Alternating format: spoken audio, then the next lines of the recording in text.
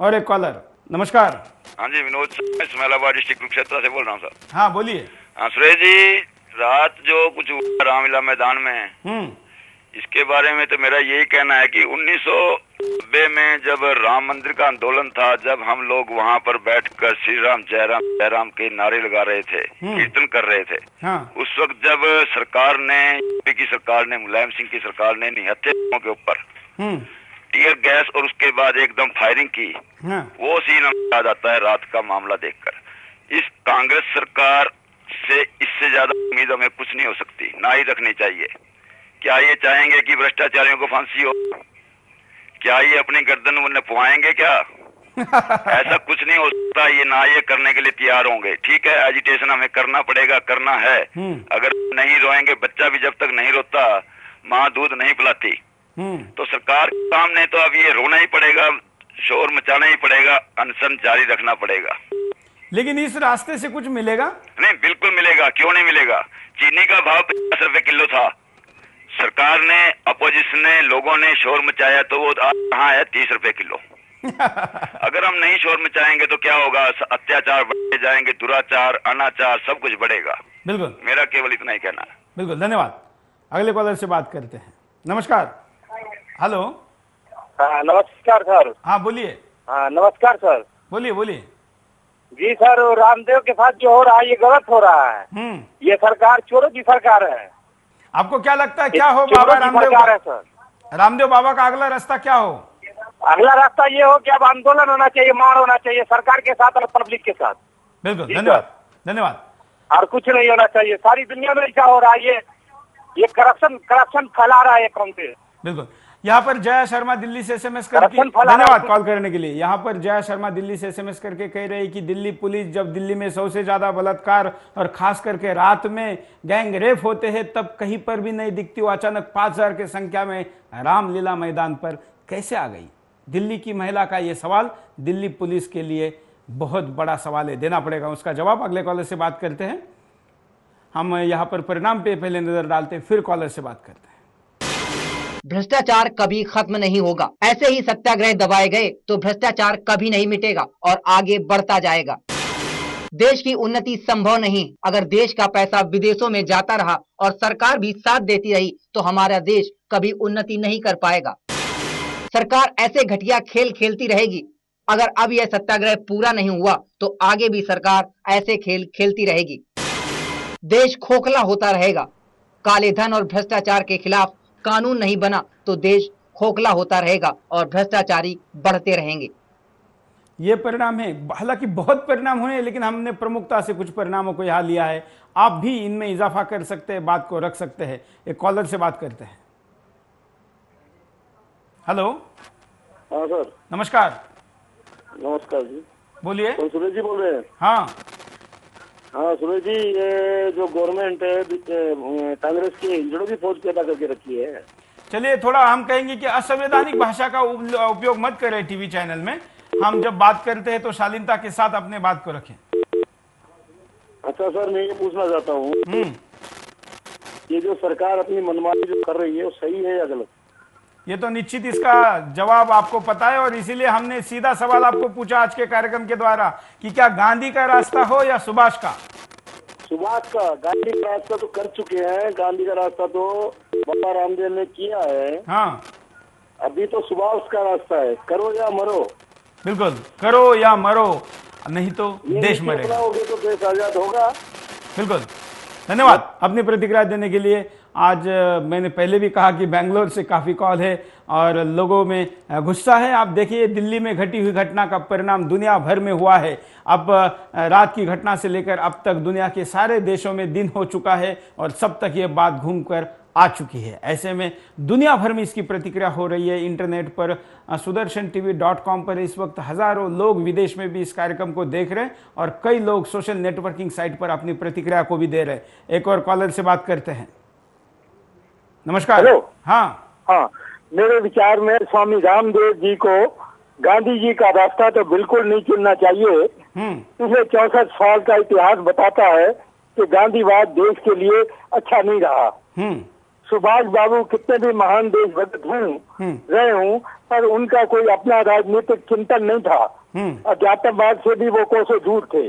ऐसे में स्वामी रामदेव, आचार्य चाणक्य, गुरु गोविंद सिंह, बंदा बैरागी या वीर सावरकर का रास्ता चुने तो अच्छा रहेगा। तब भारत साफ स्टेट के लेवल से भी बच सकता है और पड़ोसी शत्रु देश से भी आसानी से निपट सकता है। बिल्कुल सही कहा, क्योंकि देश के केवल गद्दारों से और भ्रष्टाचारियों से ही नहीं लड़ना है, देश के नेताओं को, लीडरशिप को पड़ोसी दुश्मन राष्ट्रों से भी लड़ना है। धन्यवाद कॉल करने के लिए। यहाँ पर एक एसएमएस आया है। एसएमएस कहता है कि बाबा रामदेव गांधी के रास्ते पर चल के क्या फायदा, खुद गांधी के नाम से चलने वाली सरकारों ने ही अब तक इस देश में गांधी के खिलाफ शराब के दुकानों को लाइसेंस दिए, गो हत्या के कारखाने और कत्ल खाने खोले और गांव चलो का नारा छोड़कर शहरें बसाई। गांधी के विचार पे खुद उनके ही अनुयायी नहीं चले तो बाबा रामदेव क्यों चले? सवाल पूछ रहे सुभाष यादव लखनऊ से। एक और कॉलर से जेपी पांडे बोल रहा हूँ। बोलिए पांडे जी। सबसे पहले मैं सुदर्शन टीवी को धन्यवाद देना चाहता हूँ। धन्यवाद। जिन्होंने एक बहुत ही साहसिक मुद्दे का चयन किया है। अब तक मीडिया के किसी भी शख्स ने इस तरह के ज्वलंत मुद्दे को अभी तक नहीं उठाया है। बिल्कुल हो सकता है कि सरकार की प्रतिक्रिया आपके खिलाफ जा सकती है, वो तो जो होगा देखा जाएगा। आपने बहुत ही साहसिक कदम उठाया है और आपने साफ साफ देशवासियों से पूछा है कि ऐसे में देशवासियों की क्या राय है। बिल्कुल आपको मैं ये बताना चाहता हूँ कि बाबा रामदेव कोई एक शख्स नहीं है। बाबा रामदेव 121 करोड़ जनता की आवाज है। बिल्कुल जिस तरह से रामलीला मैदान के अंदर बाबा रामदेव के साथ बर्बर कार्रवाई की गई है, ये देश के 121 करोड़ जनता के ऊपर लाठीचार्ज किया गया है। बिल्कुल अभद्रता और फाशिस्टवादी देश की जनता का ये दायित्व बनता है कि इन्हें उखाड़ फेंका जाए। बिल्कुल और ऐसे लोगों को सख्त से सख्त सजा जनता देगी। इसके लिए बाबा रामदेव की जिम्मेदारी बनती है और इस देश की जनता की जिम्मेदारी बनती है कि जिस भी तरह का कदम वो उठाएंगे पूरी देश उनके पीछे है। बिल्कुल, वाह पांडे जी, बहुत बात आपने अच्छी कही है और आप जैसे लोगों के हौसले से ही बाबा रामदेव का हौसला बढ़ेगा। धन्यवाद कॉल करने के लिए। आप भी कॉल कर सकते हैं, अपनी बात को रख सकते हैं। अगले कॉलर के पास चलते हैं, देखते हैं उनकी क्या प्रतिक्रिया है। साथ में एमएमएस एसएमएस भी लेंगे। तहसील चांदपुर, जनपद बिजनौर, यूपी से बोल रहा हूँ। बोलिए। बिल्कुल, ये लोकतंत्र नहीं है, ये भ्रष्टाचार तंत्र की सरकार है साहब। हाँ, और इसे तो हमने वोट दिया था कांग्रेस को, लेकिन हमें आज शर्म आ रही थी, हमने वोट दिया कांग्रेस को। चलिए, आप कांग्रेस के वोटर है और कांग्रेस की अध्यक्षा और उनके पदाधिकारी आपकी बात सुनकर जरूर कुछ ना कुछ विचार करेंगे। नहीं, आज के बाद हम वोट नहीं करेंगे कांग्रेस को। ये भी और है कि पीएम साहब को इस मामले में कल ही दखल अंदाजी कर देनी चाहिए थी कि रामदेव के साथ ऐसा ना हो। लेकिन अब तक तो पीएम ने मुंह भी नहीं खोला है, ना कोई लिखित प्रतिक्रिया भेजी है। कोई कुछ नहीं आया। सुबह से मैं टीवी देख रहा हूँ, कुछ भी नहीं आया पीएम की तरफ से या सोनिया गांधी की तरफ से, कुछ नहीं आया। जो जिम्मेदार आदमी है। बिल्कुल, धन्यवाद प्रतिक्रिया देने के लिए। एमएमएस देखते हैं यहाँ पर क्या कहता है। भ्रष्टाचार के मुद्दे को लेकर अनशन कर रहे बाबा और उनके समर्थकों को रोकने का जो तरीका पुलिस ने अपनाया है वो सरासर गलत है। इससे साफ जाहिर होता है कि भ्रष्टाचार के मुद्दे पर राजनीति हो रही है और सरकार का भ्रष्ट चेहरा भी लोगों के सामने आ रहा है। एक और कॉलर अपनी प्रतिक्रिया देना चाहते हैं। नमस्कार। नमस्कार सर। बोलिए। सर मैं ये कहना चाहता हूँ कि ये जो हमारे सोनिया गांधी जी हैं, इनको झांसी की जो रानी उनके बारे में बताना चाहिए। क्या करना चाहिए? ये जो सोनिया गांधी जी है हमारे, हाँ, इनको रानी लक्ष्मीबाई झांसी की जो है उनके बारे में बताना चाहिए। क्यों? कि उन्होंने देश के लिए क्या किया है और आज क्या स्थिति होगी है देश की। बिल्कुल। कि झांसी की रानी जो थी, उन्होंने देश के लिए क्या किया, वो भी एक महिला थी और आप भी एक महिला है। सोनिया गांधी जी के लिए बोल रहा हूँ मैं। तो आप क्या कर रहे हैं देश के लिए और उन्होंने क्या किया था? बिल्कुल, आपकी बात का जरूर उन्होंने ध्यान देना चाहिए। नमस्कार, धन्यवाद फोन करने के लिए। अगले कॉलर के पास चलते हैं। हेलो, नमस्कार। नमस्कार। बोलिए। हाँ, मैं के मुद्दे पे बात करना चाहता हूँ, गांधी या सुभाष के। बोलिए। हाँ, तो ये जो आंदोलन को दबाया गया है, हाँ, तो हरियाणा में जब जाटों का आंदोलन हुआ था, हाँ, उस टाइम सरकार मान लो कहाँ थी? इतना करोड़ों का नुकसान हो रहा था। तो राजस्थान में गुजरों का आंदोलन था। तो एक जो बाबा रामदेव का जो सत्याग्रह था, अहिंसा पर मतलब आधारित था, उसको दबाया गया है। बिल्कुल, मतलब आप अगर सड़क बंद करो, रेल बंद करो, तोड़फोड़ करो तो सरकार झुक जाती है। हाँ, वो सरकार झुक जाती है।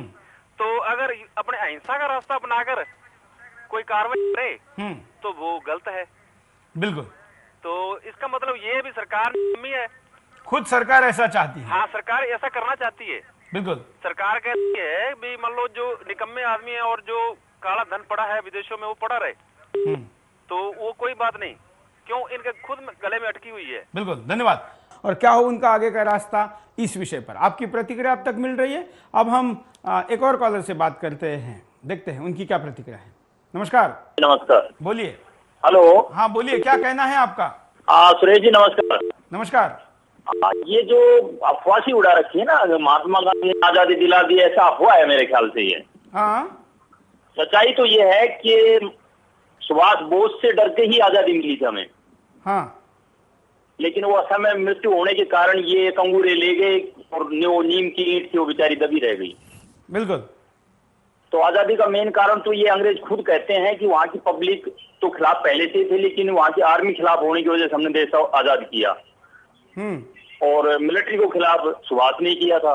बिल्कुल। ये तो ऑन रिकॉर्ड चीज है। हाँ। लेकिन जो हमारी हिस्ट्री उसको बदल फेर करके भाई बिना आजादी दिलाती, बिना खड़क, बिना ढाल, वो ऐसी चीजें बकवास में सुनाई जा रही हैं। तो उस टाइम भी प्रॉपर महात्मा गांधी की वजह सुभाष ही हीरो थे। बिल्कुल। और आज भी वही हीरो होंगे यदि कामयाबी होगी लेनी है तो। बिल्कुल, धन्यवाद। हम यहाँ पर आपको बाइट दिखाते हैं उस आदमी की जिसको लेकर देश भर में रामदेव बाबा के भक्त ही नहीं, रामदेव बाबा को तत्वतः विरोध करने वाले लोग भी जिससे नाराज है, उस दिग्विजय सिंह की। When he had taken permission for yogic shivir, what was he doing there? There was no yoga shivir. He was doing politics. He was trying to agitate people. He was trying to incite people. चारों तरफ से चले आओ। अगर यहाँ पर सारे भीड़ भड़क का आ जाता तो दिल्ली के हालात क्या होते? यहाँ का जनजीवन नहीं बिगड़ता। So therefore, I think the administration, in its own wisdom, is fully justified to have taken that decision. As far as the police, this thing is concerned, this is a matter of the Home Ministry. They would look into it. है ना, वहां पे क्लैरिज hotel में जाकर तो समझौता करता है और जनता को जाके रामलीला मैदान में भड़काता है।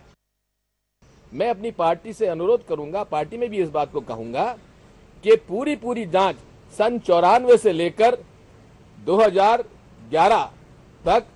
हम ये बाइट आपको पूरी नहीं दिखा रहे हैं यहाँ पर क्योंकि आप सब लोग दिन भर इस बाइट को देख चुके हैं, लेकिन हम आपको याद दिलाने की दिखा रहे हैं कि दिग्विजय सिंह यहाँ पर बाबा को तू मैं कह रहा है, करता है, बोलता है, दिखाता है एक संत को। क्या इस देश का कोई राजनीतिक दल का महासचिव इस तरीके से बात करे, ये सही है? रामदेव बाबा ने तो किसी को अब तक तू मैं नहीं की। हम भी चैनल पर अगर कोई दिग्विजय सिंह के खिलाफ भी कोई बोलता है तो उनको कहते हैं कि आप संवैधानिक भाषा का उपयोग करिए, लेकिन एक महासचिव क्या क्यों कह रहा है ऐसा?